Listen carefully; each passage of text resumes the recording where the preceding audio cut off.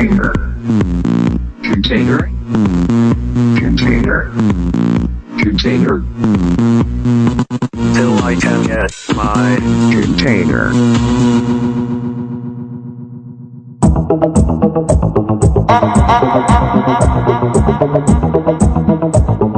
Io ce la posso fare! Il programma di Gloria Zanuso e Andrea Collalto. Benvenuti su Container Radio. Iniziamo la nostra prima trasmissione, il nostro primo Io ce la posso fare. Benvenuti da Andrea Collalto e da Gloria Zanuso. Benvenuta Gloria.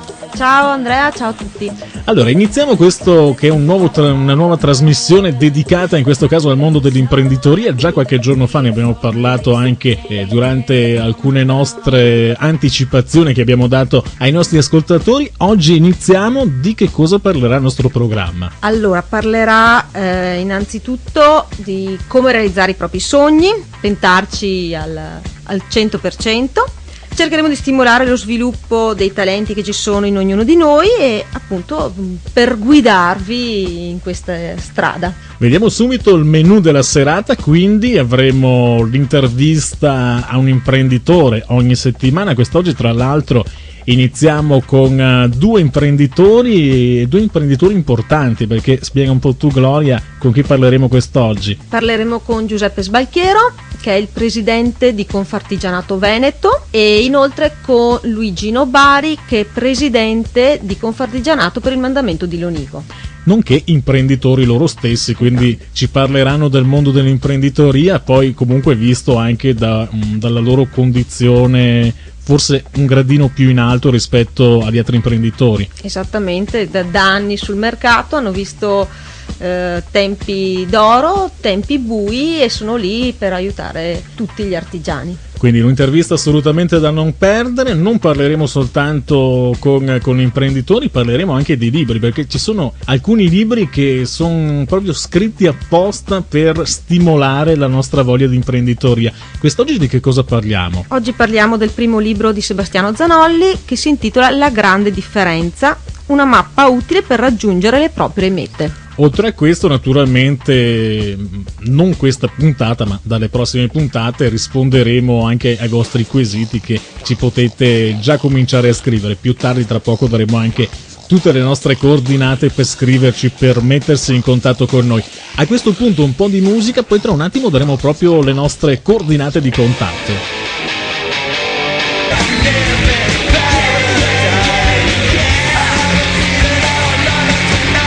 Siamo ritornati dopo un po' di musica, ricordiamo i nostri contatti dal sito, cliccate su chat contatti, oppure su Twitter Andrea.Collalto, su Facebook Gloria Zanuso o Andrea Collalto, Skype Andrea.Collalto, oppure potete inviare un SMS al numero 329 1894 762. E ultimissima la mail container@andreacollalto.com. Sì, praticamente ci siamo ovunque, ci potete trovare, scrivere e noi risponderemo in tempo reale, proprio da qualunque posto voi ci scriviate. Tra poco parleremo di libri con il libro che ci presenterai tu Gloria quest'oggi. Intanto andiamo con un altro po' di musica. A questo punto addio ce la posso fare, si parla di libri, come anticipato anche qualche minuto fa. Ogni settimana ci sarà una bella recensione di libri particolari che servono per aprire le nostre menti, dare speranza, darci la forza per riuscire a realizzare i nostri sogni. Sentiamo di che cosa ci parli quest'oggi. A te la parola Gloria. Il mio libro in assoluto preferito e che consiglio a tutti assolutamente da leggere è La grande differenza di Sebastiano Zanolli, una mappa utile per raggiungere le proprie mete. È un libro della Franco Angeli. Questo libro parla di come raggiungere i risultati positivi di persone felici e di successo. È un libro sintetico, essenziale, brillante e in pratica, come per i cambiamenti, c'è un tempo per ogni cosa e nulla che ci accade capita senza motivo, anche se decidiamo che in quel momento quel nulla non ha alcun valore. Questo libro vi accompagna nell'individuazione degli obiettivi e nella gestione delle priorità. Vi stimola ad agire per spingervi oltre i soliti steccati, valorizza le vostre energie e risveglia il vostro ottimismo. ma soprattutto accende la vostra responsabilità, con un solo scopo: fare della vostra vita il capolavoro che avete in mente e che meritate soprattutto.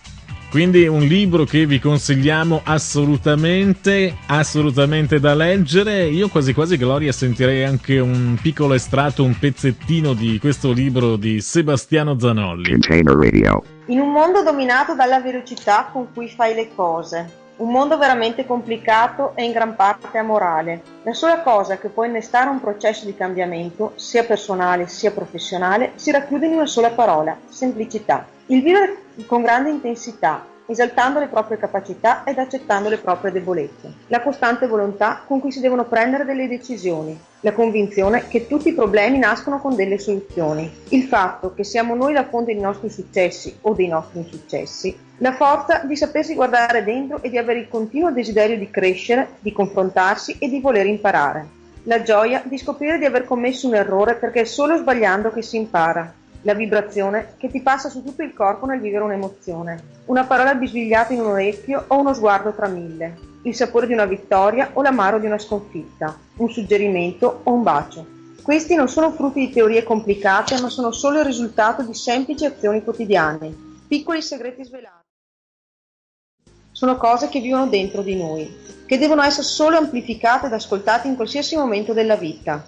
Poi scopriamo, spesso alla fine, per la maggior parte delle volte attraverso ciò che fanno gli altri, quanto poteva essere facile raggiungere un successo o un cambiamento. Questa consapevolezza non deve essere un problema, deve essere la soluzione. Bene, quindi questo era il libro che ci consigliavi quest'oggi. Ricordiamo che ogni settimana ci presenterai un libro proprio dedicato all'amore, far uscire il meglio di noi stessi.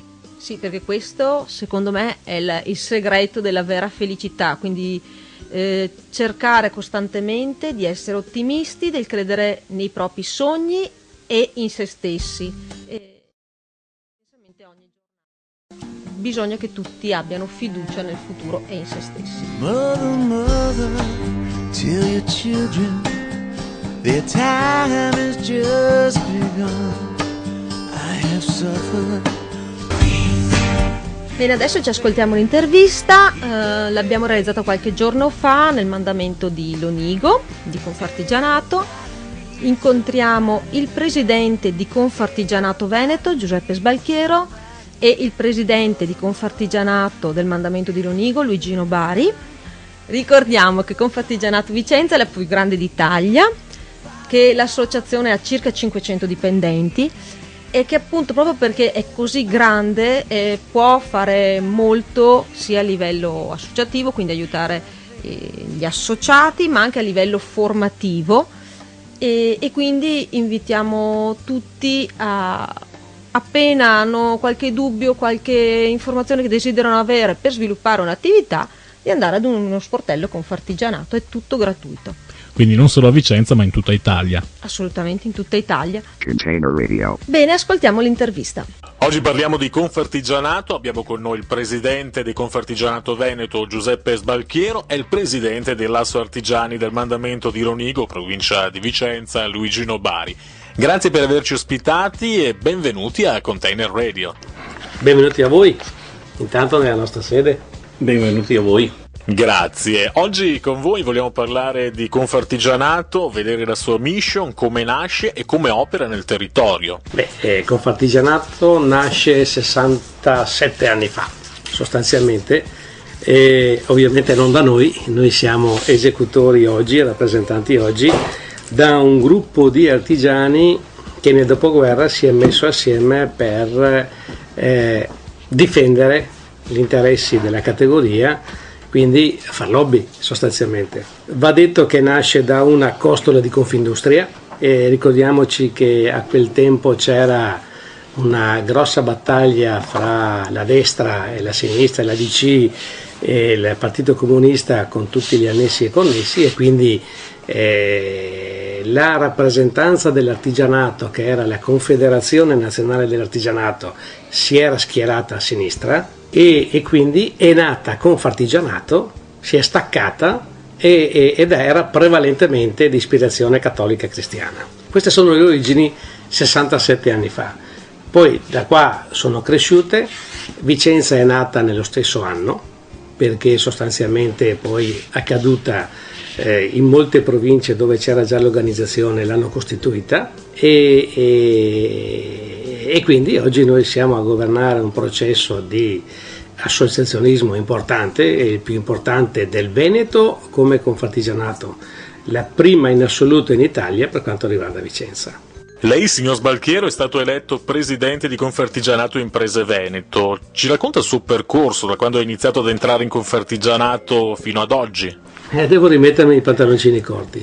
Allora io entro in mi avvicino al mondo dell'artigianato negli anni 80, 82, 83, 84, e parlando di categorie, quindi del mio mestiere. In aiuto e sostituzione a un collega che nel frattempo era deceduto prematuramente, e gli altri colleghi mi hanno detto: ma vieni anche tu e cominciamo a ragionare sulla categoria insieme.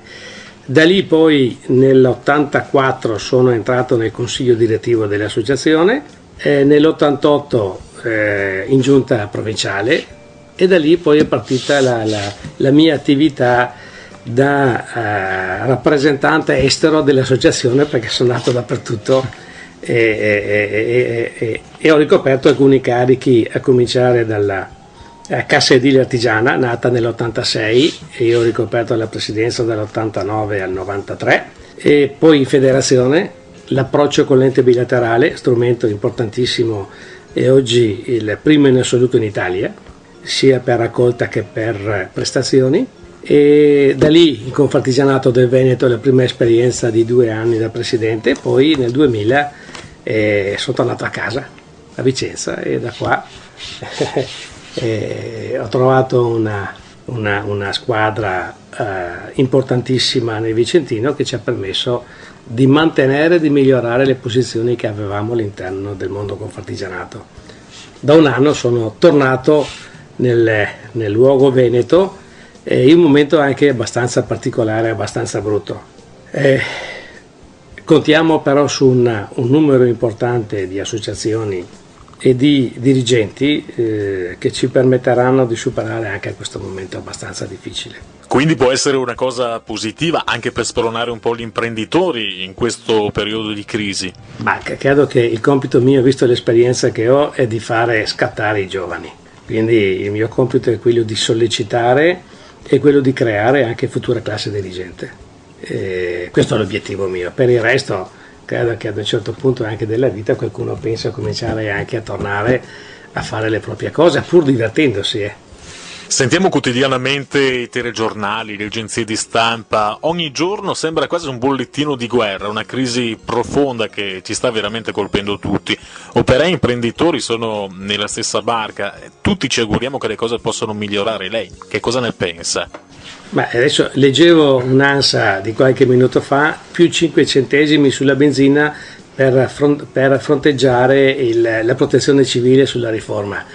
Di questo passo, se continuiamo ad aumentare le imposte e i prelievi senza ridurre di un briciolo la spesa pubblica, credo che più nessuno avrà ancora la voglia di fare gli imprenditori.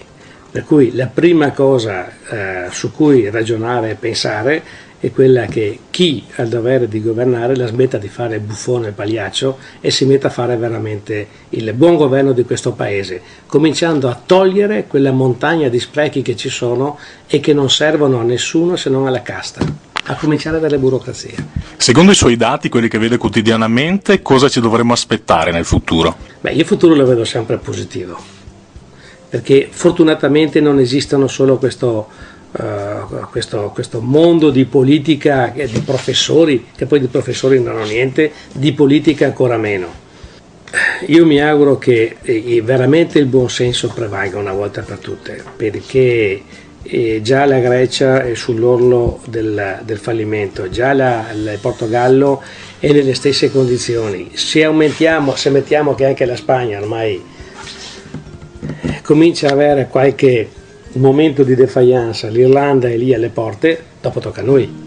Ma l'obiettivo credo è distruggere il mondo? No. E allora prima o poi mi auguro che qualcuno che ha il dovere di pensarci ci pensi seriamente. I miei fortissimi dubbi tra le tue incertezze come passa il sole. Confartigianato è nato per fare rete, per dare voce alle realtà medio e piccole che altrimenti da sole non avrebbero quella forza di farsi sentire. È molto importante in questi ultimi anni, è diventata la rete internet, che ormai è indispensabile. Voi che cosa ne dite?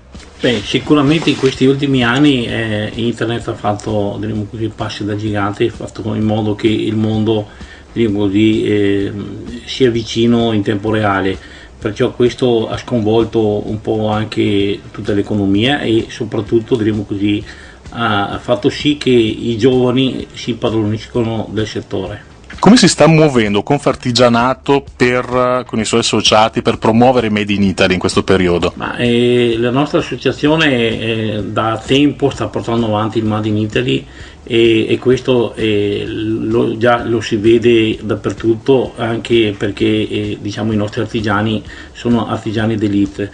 Noi cerchiamo di difendere la nostra qualità cercando di contrastare la concorrenza ad armi pari, cioè cercare di far sì che anche se ci sono dei concorrenti dalle altre parti del mondo abbiano la stessa coscienza che hanno i nostri artigiani.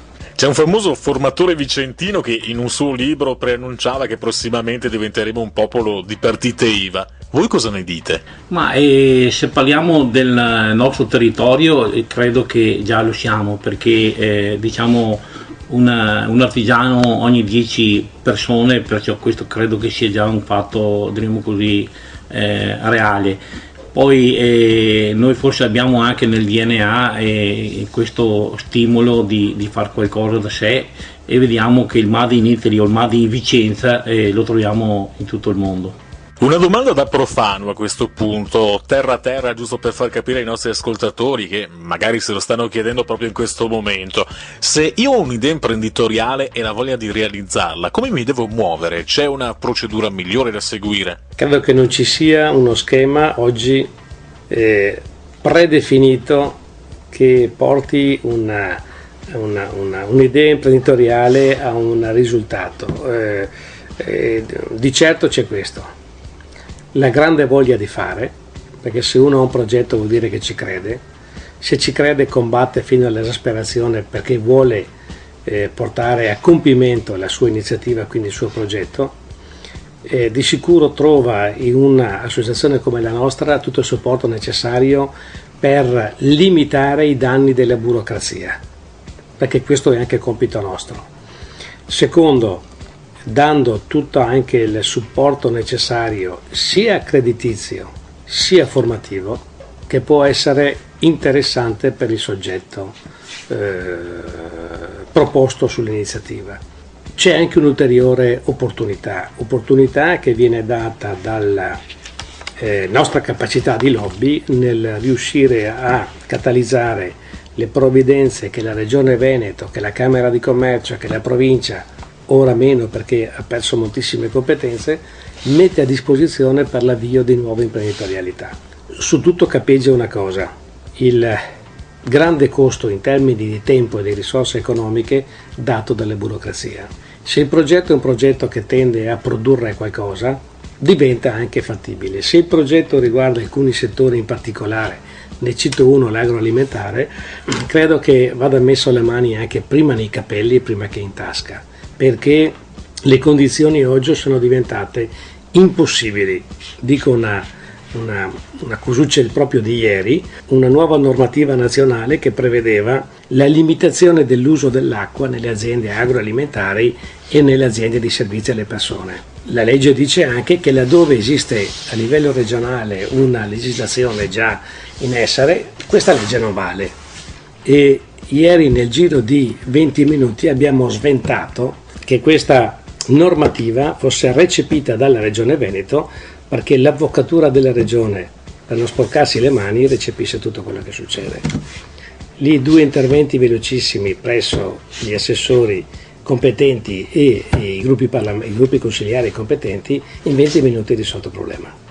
Cioè, questo significa fare associazione, tanto per tornare anche alla domanda precedente, ma questo significa anche mettere nelle condizioni chi vuole partire con un'iniziativa di doversi confrontare continuamente con norme aberranti e che costano in termini di tempo, che vuol dire anche denaro, quindi economici, in maniera spaventosa.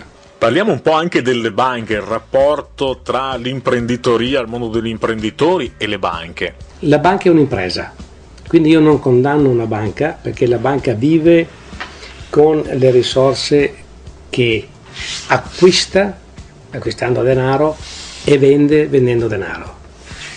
Quindi è inevitabile che come impresa risponda alle esigenze proprie, dei propri soci, della propria proprietà, perché deve rendere conto anche dei profitti o delle perdite. Il problema semmai è un altro. È il sistema creditizio italiano che va condannato, non la banca singola. Perché la banca è l'impresa. Sunrise, sunrise, looks like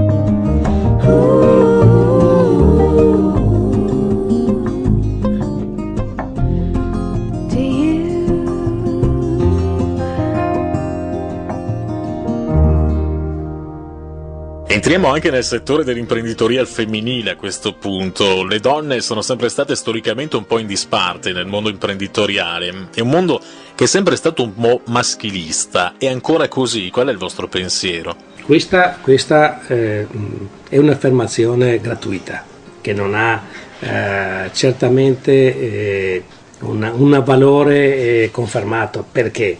Perché se guardiamo in alcuni nostri settori, sono tutte donne.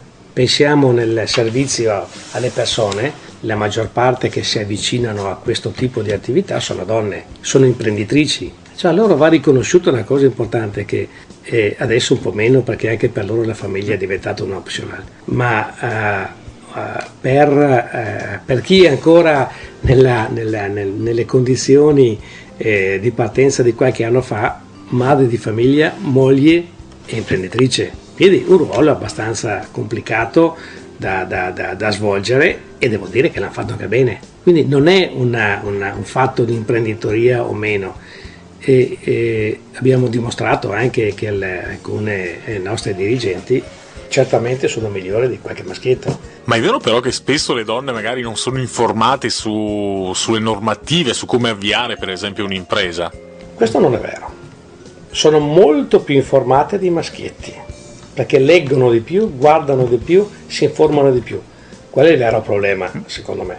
Mentre per l'uomo è anche facile mettersi in gioco anche nel campo dirigenziale delle associazioni, anche nei vertici, perché se guardiamo, io faccio una panoramica delle ultime elezioni comunali, credo che le signore sindaco ormai stiano arrivando a un buon 50%.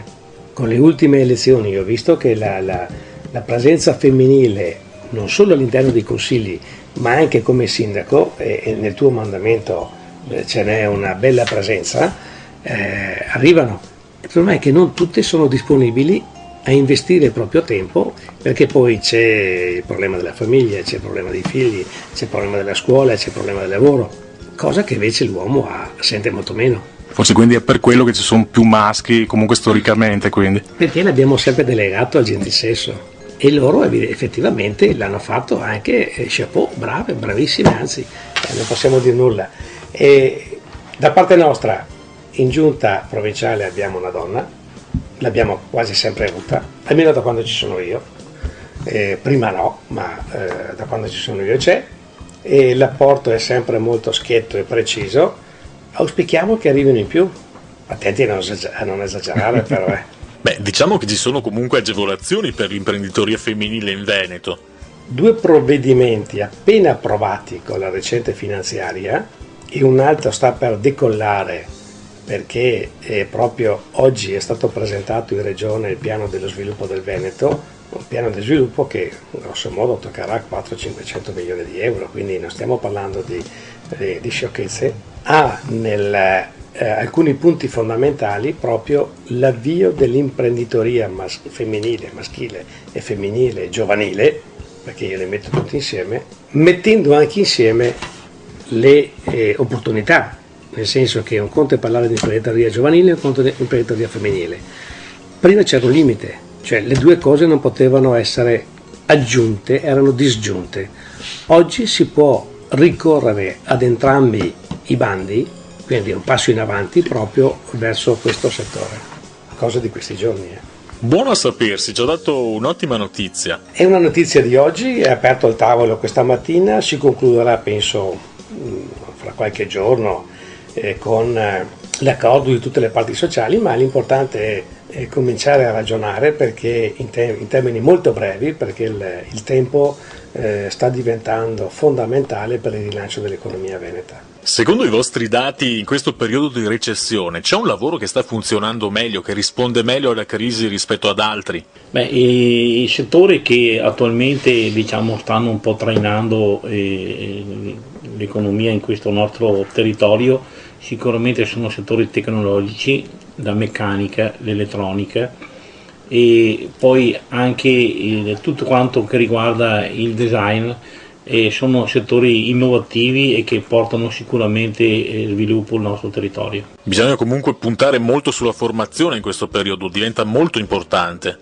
Sicuramente l'associazione ha sempre puntato sulla formazione e questo è la base principale perché un imprenditore ancora prima di fare questa scelta dovrebbe capire come funziona il meccanismo, capire che cosa va incontro e perciò decidere e scegliere anche il tipo di imprenditoria che vuol fare. L'importante è sempre pensare ed essere positivi, quindi.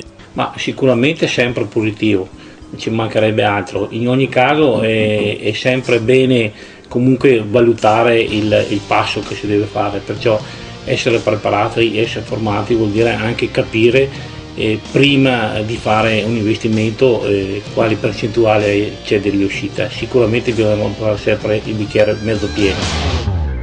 È da ore che aspetto, sprofondato nel letto, non ne farò.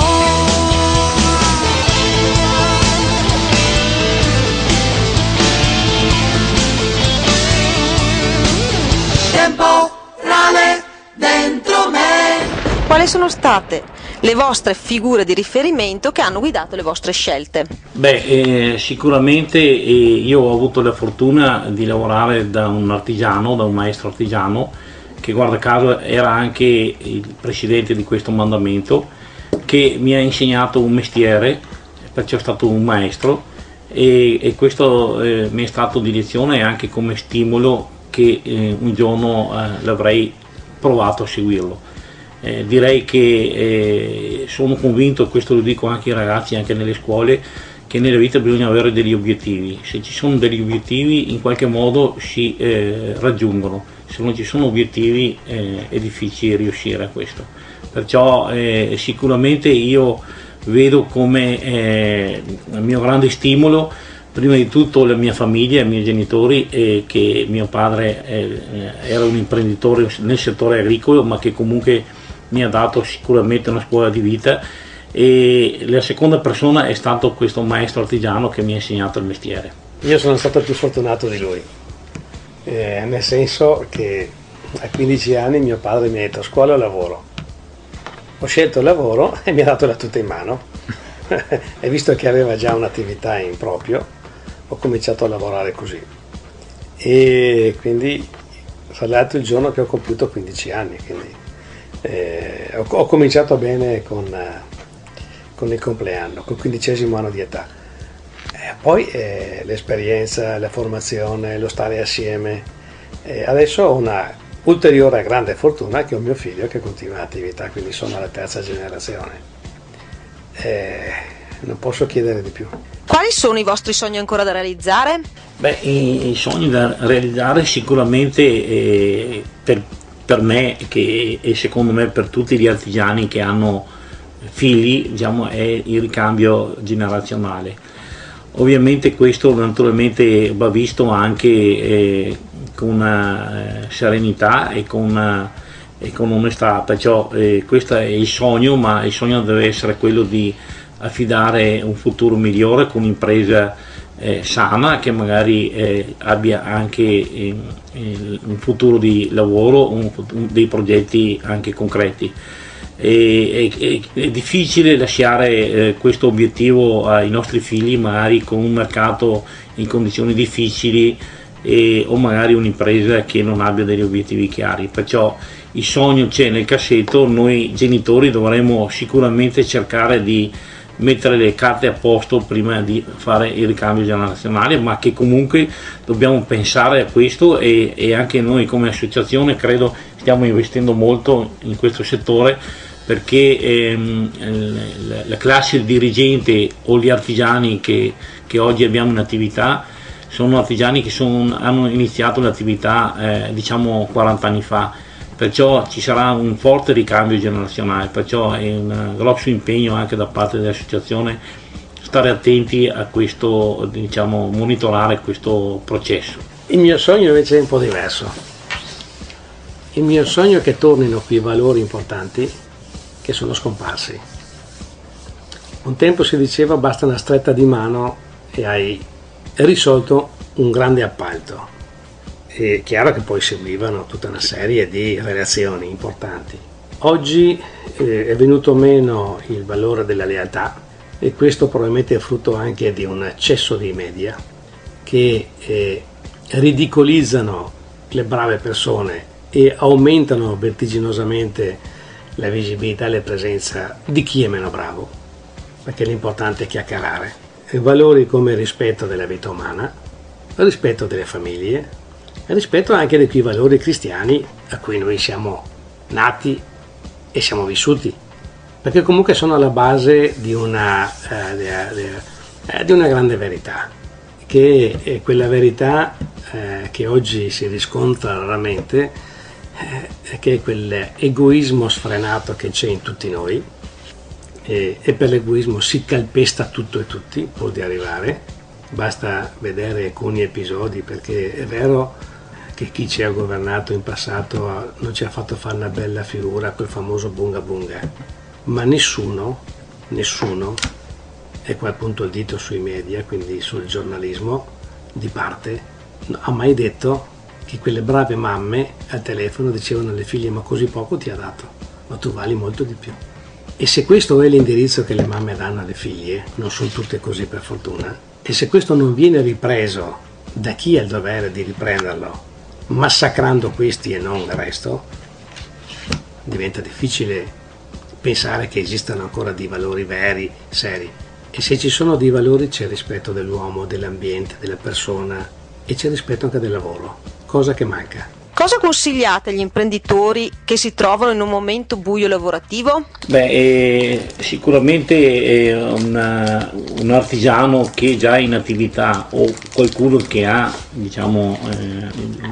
come obiettivo di diventare artigiano, sicuramente io vedo una cosa positiva per la società, in quanto mette a disposizione se stesso e le capacità della persona, perciò prima di tutto è la realizzazione di se stesso. In secondo luogo, per la comunità sicuramente è un vantaggio enorme, in quanto oltre a dare un contributo del proprio lavoro può anche far nascere imprese, perciò creare posti di lavoro. Il segno ulteriore della positività di questa impresa è sicuramente il fatto che la persona ha la possibilità di vedere realizzato il proprio sogno in modo concreto e con la speranza che, come diceva il presidente Sbalchiero, che in futuro ci siano meno ostacoli burocratici.